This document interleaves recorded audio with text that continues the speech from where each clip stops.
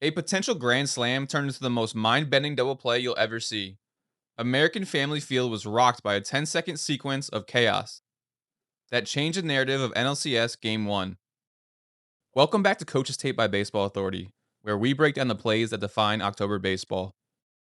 This is how the Milwaukee Brewers turned a certain Dodgers breakthrough into historic madness, even if an amazing play couldn't prevent heartbreak in the end. It's the top of the fourth, NLCS Game 1, scoreless. Dodgers have the bases loaded, 1 out, with their slugger Max Muncy at the plate. He delivers a 404-foot rocket to deep center, hit at 104 miles per hour off the bat. This looked like a grand slam and an early hole for the Brewers. Sal Frelick, playing center, springs to the wall, scopes the ball, leaps, and in a microsecond, the ball hits his glove, clips the yellow top of the fence, and bounces back to his glove. Here's where umpire perfection comes in. Left field umpire Chad Fairchild, locked in, instantly signals safe. No catch. Ball is live. That signal triggers the coming madness and ensures everyone knows the play is ongoing. Here's what makes this sequence wild. All three Dodgers runners, Teoscar Hernández at third, Will Smith at second, Tommy Edman at first, see an attempted catch at the wall. The tag-up rule is key here. The moment a fly ball touches the fielder's glove, runners can legally tag in advance, whether or not the ball is caught. Teoscar immediately goes to tag up. The ball hits the glove, he starts to go home. Once it's bobbled, he goes back to tag up. That is his crucial mistake. Smith and Edman go back to tag up, which they don't need to do. Frelick immediately fires the ball to shortstop Joey Ortiz, whose positioning as a cutoff man is textbook. Bryce Terang yells, "Go home." Ortiz fires to William Contreras at the plate. And because it was not a catch, bases remain loaded and the force out is in play. Teoscar is out at the plate. The first out on a play that by all logic should have scored him easily. But Contreras isn't done. Recognizing the confusion on the base pass, he jogs to third base and steps on the bag, forcing out Will Smith, who had returned to second base thinking Frelick made the catch. That's 2 outs on a play scored 8-6-2 unassisted.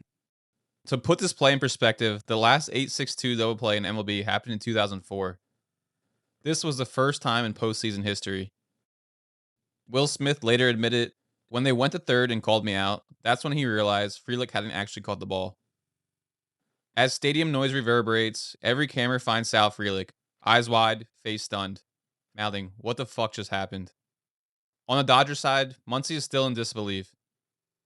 It's definitely the worst fielder's choice double play I've ever hit into my life. This was only the second time since StatCast tracking began that a ball hit this far resulted in a double play. For a moment, Milwaukee had all the momentum. Win probability swung from Dodgers 88% pre-play to Brewers 56% after it. But October can be cruel. Blake Snell and the Dodgers outlasted the Brewers, winning 2-1. The magical play won't be erased, but a W wasn't in the cards for Milwaukee. This play is a once-in-a-generation reminder. Rules, reaction, and execution all matter in October. Let's break down what the Dodgers base runners should have done differently, because this is a masterclass in situational awareness gone wrong. First, Teoscar Hernández at third base. The moment Frelick's glove touched that ball, he should have been breaking for home. Remember the tag-up rule. Contact with the glove means you can advance, catch or no catch. Will Smith at second base also made a big mistake. Once he saw there was no catch and the ball stayed in play, he needed to advance to third base, not retreat to second.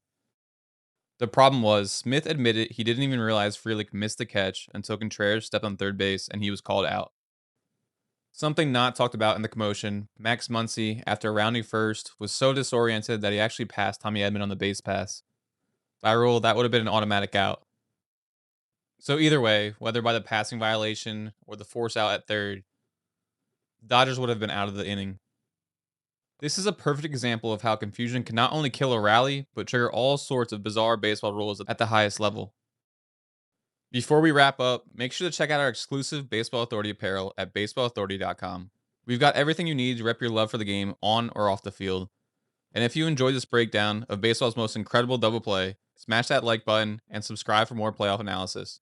Drop a comment with your thoughts on this historic play. And remember, in postseason baseball, the impossible becomes possible in a blink of an eye.